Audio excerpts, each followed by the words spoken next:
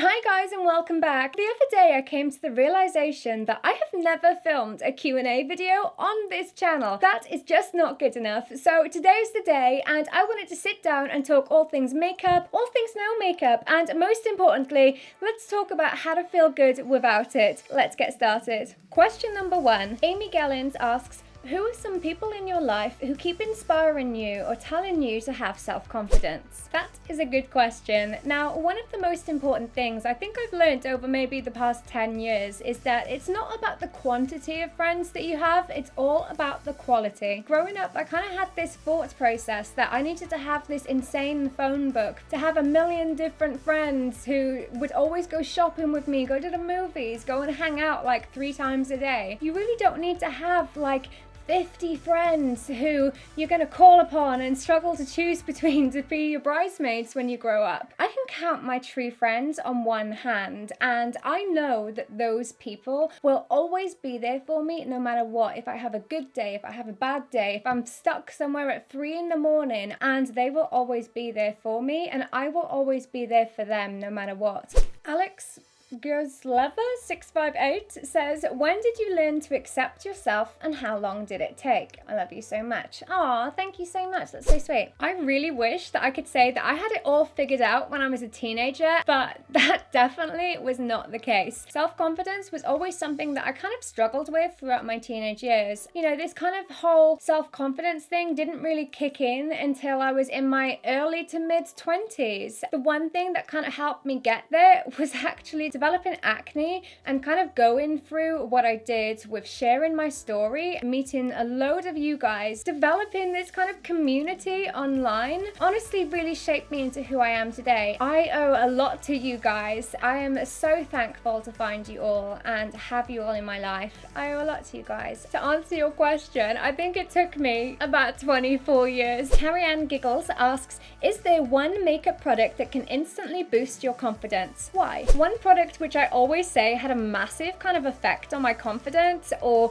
was almost kind of life-changing. Well, it wasn't almost, it kind of actually was. That was finding the right concealer. Now, I am a massive concealer junkie and I have hundreds upstairs. I am literally always drawn to like the same kind of concealer type because when you find the right concealer, you learn how to apply it in the right way. That can give you confidence that like a year of therapy sometimes can't. It kind of gives you that level of control back. When my acne was really bad, I just couldn't stop it and I couldn't work out how to make it better and I didn't know what to do. It felt like everything I tried didn't work. The moment I found the right concealer and I found a product that actually worked for me, it literally gave me that kind of almost power back where it was my decision if I wanted to show my acne and it was my decision if I didn't want to show my acne. Emily L16 asks, what did someone say and or do to build up your self-esteem and feeling of self-worth? That is a good question. I always feel like one thing that really helped me the most when my acne was at its worst and I felt super insecure, people not saying or doing anything. I feel like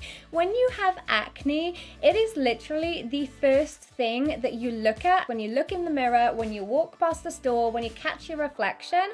There's nothing that can make you feel more insecure or like self-conscious than somebody pointing out your acne or something that you might not necessarily be able to control. One of the ways that people can help somebody going through acne or an insecurity or a self-confidence issue is literally not mentioning the thing that they might have an insecurity about. Beautified by Aubrey asks, how do you feel just as confident with no makeup on as you do with makeup on? Aside from asking about my skincare routine, I feel like how do I be confident without makeup is probably my most frequently asked question ever. Some people are very naturally lucky to kind of not be insecure about how they look. That's something that some people are born with and that's something that other people have to learn. I did feel kind of worried about posting pictures of myself without makeup, about what my colleagues would think of me or what my friends would think of me if they knew. For me, it kind of took years. It started with me ditching fake tan, which is kind of where the MyPaleSkin came from. Then week by week, I started gradually taking one product out. You know, you can start with the full Instaglam with your tan, your extensions, your lashes. Week by week, gradually take out one product, kind of tone down maybe the amount of eyeshadow you use or maybe the amount of contour. Maybe you slowly move down from a full coverage foundation to a medium to a light with a full coverage concealer. Eventually, I found that I looked in the mirror and I just didn't really care that I went out without makeup on. My friends came over and I didn't have makeup on and my hair was in a messy knot. The truth is, it is not going to be easy and it is not going to be something that happens like that, because there is so much more to it and so much more work that goes into it than that. Sarah Michael Duncan asks, how do you deal with all this hate you get from posting no makeup pictures and still post them? The thing is, when I first started posting my no makeup pictures, I didn't really get loads of negative comments. Most of the time they were from my very small audience at the time. It wasn't until I started sharing my story, things started getting reposted, followers started growing, did I start getting hate. It felt like when people reposted me, they could kind of guarantee a ton of likes and a ton of comments because there would be people literally saying, ew, gross, what the F. It did affect me and I'm not afraid to admit that it did. I didn't know how to deal with it. The one kind of thing that really kept me going throughout all of this was the comments and the messages that you guys would send me. Honestly, like one email from you guys could just pick me up. Having your support and the messages that you sent me honestly kept me going. You guys made me feel less alone. I'm always so thankful for all of those messages, all of those emails, everything that you guys continue to send me. It means the world. Miss O.W. asks, do you have a boyfriend? If yes, haven't you been afraid of being without makeup for the first time in front of him? Yes, I do have a boyfriend. We've been together for about 6 years. No,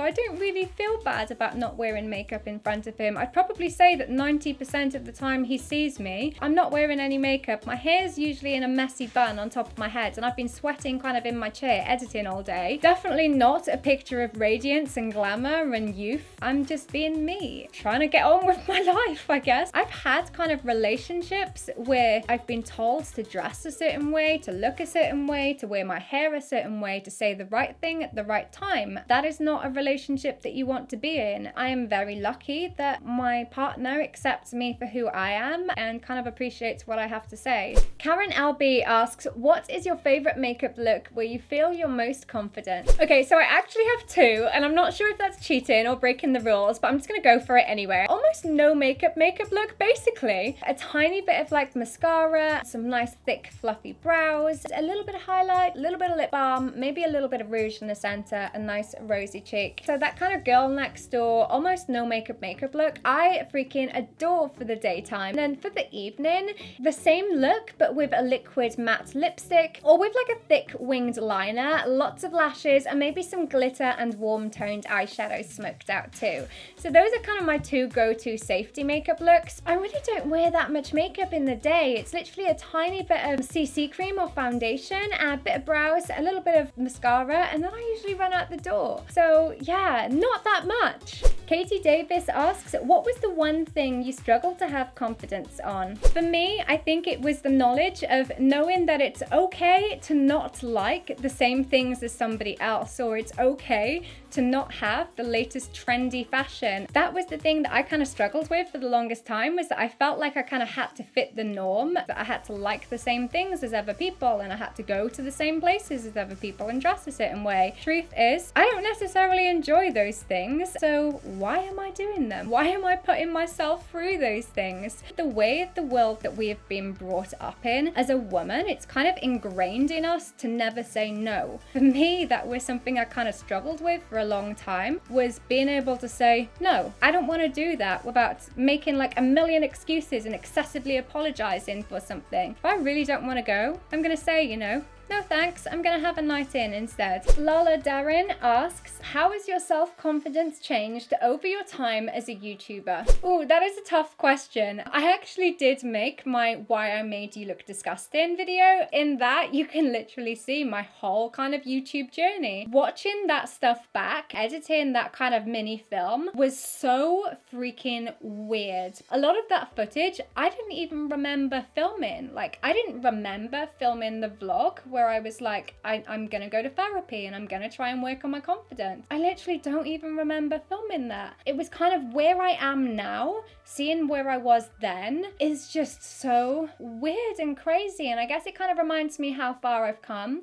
I'm just really proud of my past self for deciding to document that. I guess that kind of shows how bad a day I was having. Totally different person, and that's all down to you guys. I wouldn't have been able to have this kind of crazy journey and wouldn't have been able to grow kind of how I have without you guys. I am forever going to be thankful to you guys, and I'm forever going to appreciate you. Yeah, you guys have changed my life more than one way, and the biggest kind of part about that has been how I see myself, how I feel about myself. So yeah, thank you for that. I will always kind of appreciate what you guys have done for me. And that is it really for my first ever Q&A. I really hope you enjoyed this video. I hope it was helpful. I hope maybe you learned something. Thank you so much for watching. I really appreciate everything that you guys have done for me, and I really appreciate all of your support. So thank you so much, and if you're not subscribed already, please don't forget to hit that subscribe button, and I will see you very soon for another video. Bye.